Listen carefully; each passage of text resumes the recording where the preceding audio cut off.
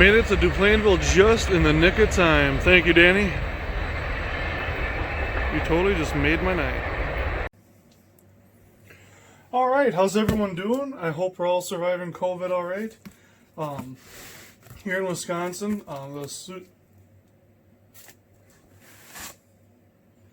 the state Supreme Court just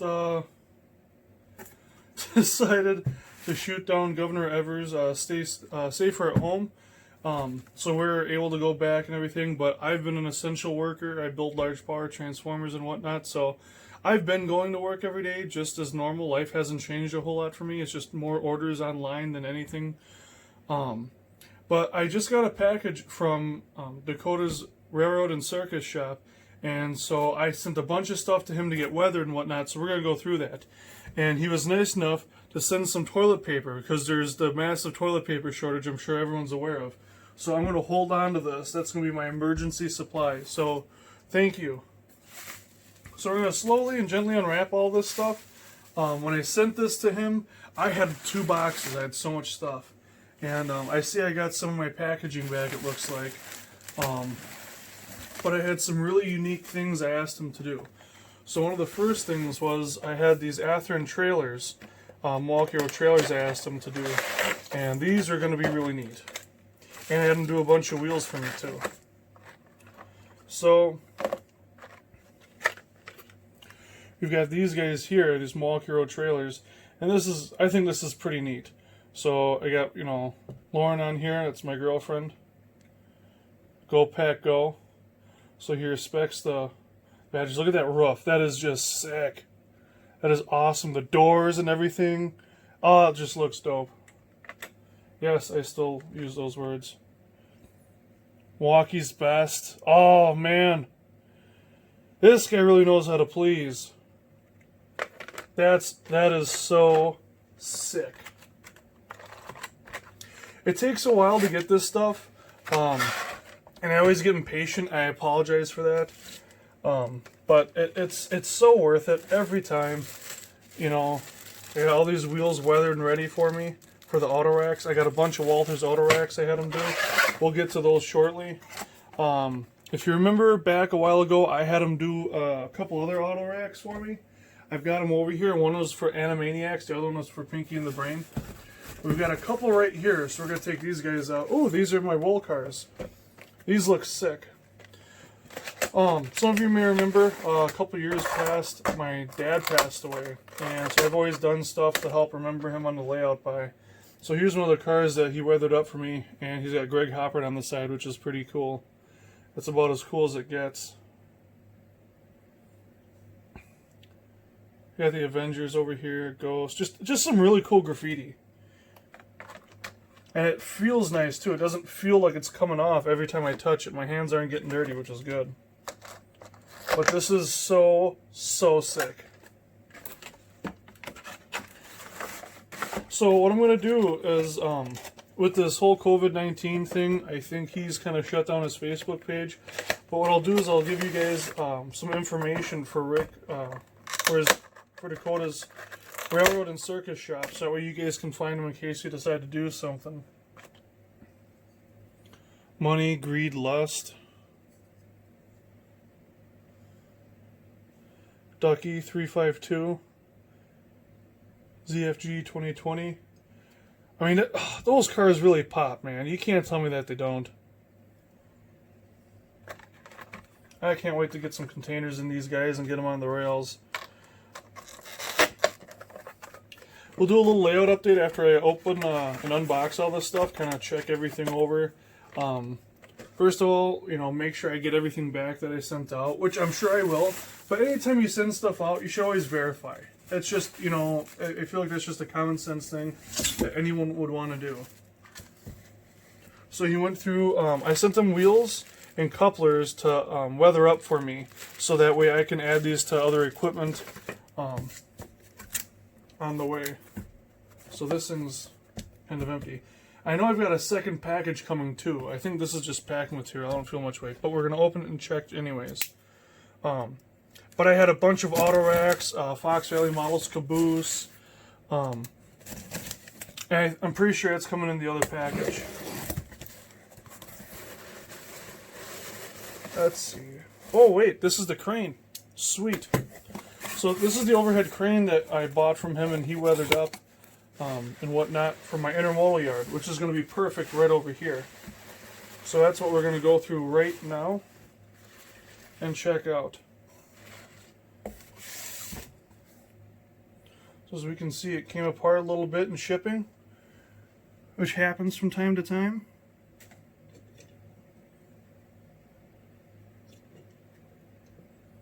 All we have to do is glue it back together.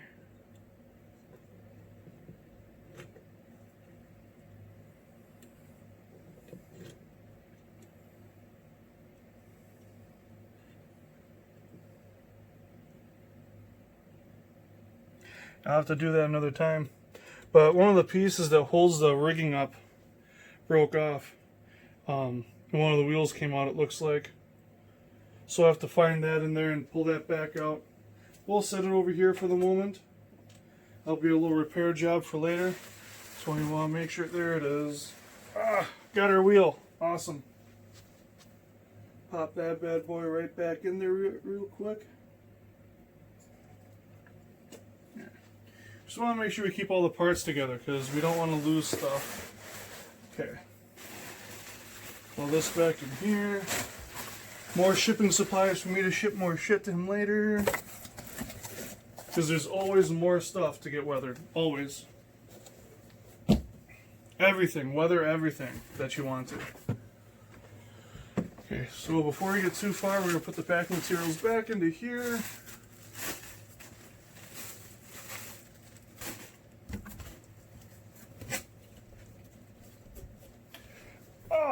Under layout storage is the best.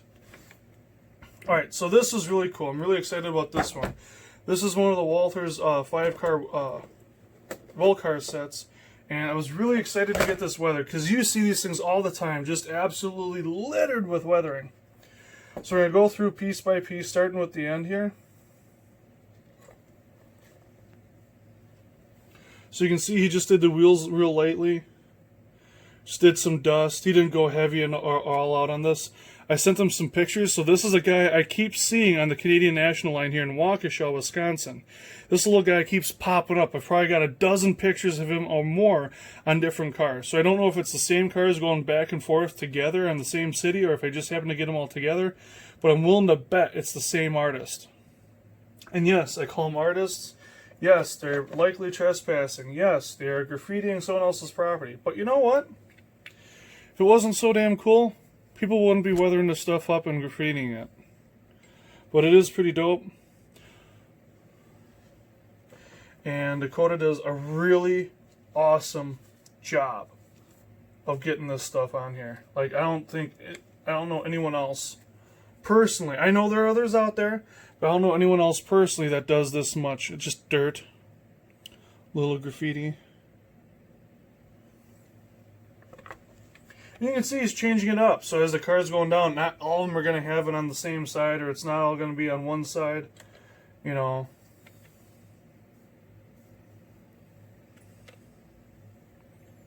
Troll Slayers. That's pretty cool. And this is the last one out of this box. Eden. West. Crew. Truckin' 352. Sean was here. That's cool. He always adds some personal touch. And it's awesome. I absolutely love it. With the auto racks, I'll show you guys those real quick. The ones that I had him do previously. He did an absolutely awesome job. Just made them look great. Oh, maybe the other way.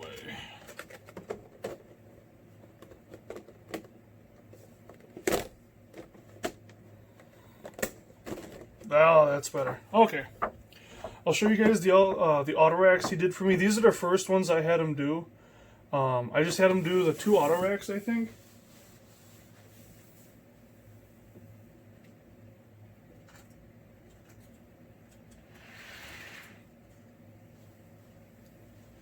Let's see, I know I've got another one somewhere.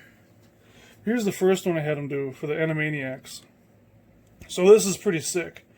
He did a really good job on this. He's got, you know, some of the new hardware on there. You can see stuff underneath. And it says Sean was here, babe. Name I call my girlfriend all the time. I just call her babe. She gets upset if I say Lauren, she gets really upset. I have to call her babe, which is totally understandable because it's awkward if you don't after so long of calling someone their pet name. And then here's the original one that started all this when I approached him at Train Fest last year. You can see his Ducky 352. Take over the world. Now this was actually on a car I saw and I got pictures of it. If I can still find it on my phone, I'll put it in this video. But I actually found this photo and it was about the same proportions and everything. And I just thought, I need this. I have to have it. And it was just too costly for me to have a decal made for it. Just because of the labor and putting it in there. When you go to get a decal made and someone gives you a stupid number and you're just like, holy cow, how can you justify that? Well, this all has to be made by hand. Now, when Dakota's Railroad and Circus shop does this, he's doing this with ink or with a pen or with a brush, and he does this himself. It's a one-off. The next one will not be identical to this. So the consistency is tough to duplicate on the level of a decal. But when you do a decal, you can make 1 or 1,000 of them and they're going to be identical. So when you have someone print a decal, they have to do this with a computer. It's not just, hey, it's real easy. No, it's got to be done. And then it's got to be scaled to fit on here the way you want. But then on this side, it's real simple. It's just some dirt and whatnot. I had them make scale wheels for these. I'm not going to put them on right away because I want to make sure that the track work I have is going to support them first. So I'll test it out. But, no, I'm really happy. I mean, he did the roof real beautifully. The rust is nice and even and whatnot. But it's been an awesome experience. I apologize, Rick. I feel like crap because I know I beat you up once in a while and just, things taking so long. But I understand the artistic process and everything. And there's a lot of work that goes into this. And this isn't your full-time gig. But it is so worth it. It does take some time. So please be patient with him. I am probably more guilty of it than anyone, but it is so worth the wait. So I'm going to flip this guy around real quick. I'm going to show you guys around the layout. Alright, so here's a little walk around of the layout so far. You can see I've got this foam structure right here. This is just kind of me playing around, trying to figure out what I want to have where. This will just be kind of the fingerprint of the industry. Having rail cars on either side, trucks on the ends or whatever. Switching out whatever. I'm not even sure yet. But I know I want to use my pressure flow or pressure rate hoppers, some high cube box cars, and maybe some tank cars of some sort. I've got Jones Island over here. At least that's the theme of Jones Island. I've got Morton Salt, American Materials. I've got Pepsi, Sprecher, which aren't on Jones Island, but it's there because I want them to be. Just kind of playing around with the track, playing a little bit. Got a few structures up just to kind of play around with things a little bit. I've got all Menard stuff over here, so it kind of has a common feel to it. And I'll transition into other buildings. I want to thank Aunt Rainey, Rosie, Annie, and Helen and Lauren for these buildings. These are my Christmas gifts this year. I bought a couple of them myself, but the rest were gifts. So thank you very much. I love them, and they're definitely going to get used. For those of you who don't know, all the Menards buildings light up completely and work and usually have some sort of motorized functioning fan or whatever. Another work in progress is the lift gate. I'm not too thrilled with it right now. I'll get a close-up of this later and explain some more detail. But I've got this nice swooping curve over here that comes around. And this, when you come down, this will be the first thing you see. It'll be very green. It'll be very bright. It'll be a great place to take pictures and catch a nice sweeping curve of locomotives with freight coming across. Or passenger. Where the locomotives are stored right now is totally up for grabs. There's nothing planned here right now. Basically the idea is where the cement plant is all the way to this corner, which I'll show you in a minute. We'll be the first to get track, and the only thing set in stone right now is the staging, the 3-track staging in the back, and then the line coming across over to the cement plant across the bridge. So I'm going to pause it real quick, relocate the camera, and we'll get back to it. Alright, so over here, this is going to be, again, the theme of Jones Island. I'm going to have a couple more industries in here, or buildings, restaurants, whatever. Just kind of like the south side of Milwaukee a little bit. This will be kind of the, I don't want to say main line, but I guess like the spine of the of Jones Island. You're gonna have all your intermodal over here, LPG facility, overhead crane and scrapyard. So steel coils, heavy loads, whatever, that's going to be going through there. And then the back here is going to be for staging and holding. So that's where the mainline freight's going to come through the drop-off cars to switch out for Jones Island. The island switcher will come out and drop off and mix out cars and whatnot. Switch all the industries over here. And then I may have another switcher to work the industries over there for the salt, cement, and Pepsi. But there's no real rhyme or reason to it yet. I haven't gotten too picky, but I just want to make sure I have room to store freight, and then a passing siding. So I'll probably always have 2 or 3 sets of locomotives around at any time to operate. One for over here, one for over here, and then the mainline locomotives. And that's kind of the theme over here. I want to make sure I've got places for people to operate the proto throttle. That's my big thing. I've got 2 right now. I've got 2 more I'm saving up for, and then that's probably going to be it. I really like the special edition one, so that's kind of what my target is. The green one, which is the most recent, I've got 2 face plates for those. One's going to someone as a gift in exchange for some work that they've been doing for me, and then the other one's for myself so I can save up for the rest of the proto throttle. I just wanted to make sure I snagged that green face plate. That's about it over here. As you can see, I'll swing around over here real quick. You can see one of my recent purchases here, the Admiral Cab ST40-2 Norfolk Southern from Scale Trains. Rivet counter with sound and DCC. And then behind it you can see my Tier 4 Gevo I have from them. That was actually the first engine. Was it the first or the third? Anywho, along with my 2 Paducah GP10s, I got this at Hiawatha Hobbies, but this with the 2 Paducah GP10s I have for Twin Cities Railroad and then AOK, patched over Mid-South. Those I took down to Lee Melton's place. He owns Tag Trains, and I was running these with my proto throttle, and Steve Hamilton was very nice in helping me program them and get them set up. I mean, this was like 3 or 4 hours to get these programmed and kind of tuned. And I still have some tuning to do in the Paducahs. They accelerate a little too quick for me. They're switchers. It's nice that they move a little bit quicker because you do a lot of switching with them, but just for a little bit more, for me, consistency, I want everything to run at the same speed so I can run anything together. Alright, we'll go over to the intermodal yard. Alright, so over here we've got kind of the intermodal section of Jones Island. For any of you who are familiar with Jones Island, this is no longer around. So I'm doing TOFC, container, and intermodal. The only thing I'm aware of actually being active at Jones Island at any point in time was containers.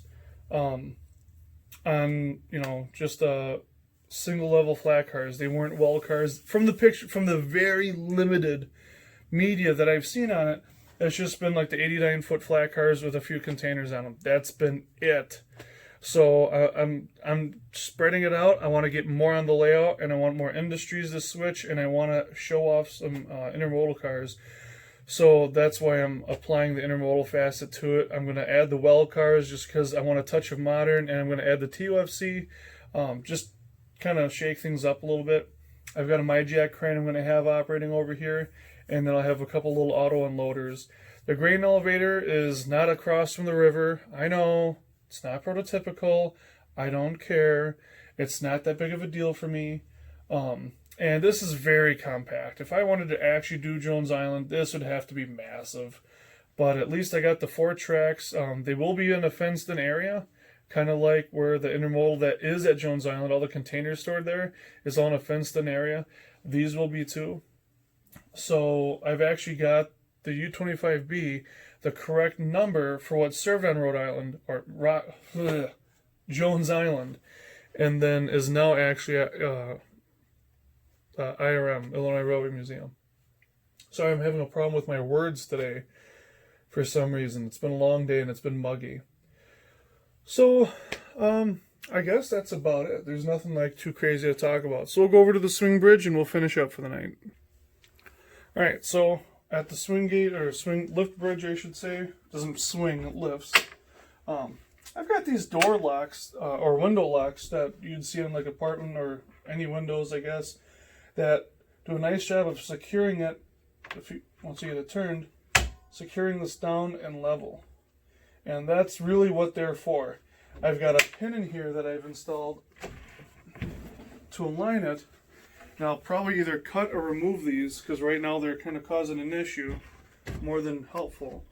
And then I have to drill the other hole for the other pin and kind of open it up. And then that's what's going to align for the tracks. I'll have another pin over here. And then these are going to be what keeps it down and level. So there's no play, no movement. And then over here I've just got 2 sprung hinges that just kind of help keep it this way rather than that way. If it goes that way right now, I'm crushing like $500 worth of engines and possibly a structure, and I don't want to do that. But it is 3 feet across. It is the same width as the modules. I'm not quite sure how far it is this way, but I didn't want just a single track. This gives me so many more options. As you can see, I've got 3 switches on here. And I kind of want to do some sort of water feature, like a small retention pond or something over here, or a marsh. I kind of want to fit a campground on here somewhere. I just don't feel like this is the area for it. I don't have a whole lot of room other than the other side, but I would like a campground on here. And that's about it. Alright, so I'm trying to keep this video kind of short and sweet. I've got some other stuff I want to take care of, and I actually want to spend a few minutes playing video games, which I almost never do. I've spent more time playing Halo, which is like the only video game I own, in the last 3 days than I have in the last year. I haven't really touched it all last year, since I moved into the house or anything, but I just all of a sudden got the itch to play it a little bit. I'm not on lockdown. I'm one of those essential workers, so I've been going to work 7 days a week. So I don't have the time that I would like to have. Eventually I'll have, either less hours or less to work on or less to do, and I'll be able to get around to doing more. But right now I'm just happy with the progress of the layout. This is definitely going to stay like this. I don't have to duck under anything anymore, and that's really nice and helpful to me. I replaced the LED lighting, as you may have seen in a previous video, and I just need to work on some stuff underneath the layout to get that stuff up off the floor and store it like I had before. And I think that's about it. So if you guys have any questions or comments, feel free to leave them down below. Like, subscribe, share if you can. It's always appreciated. And until next time, take care.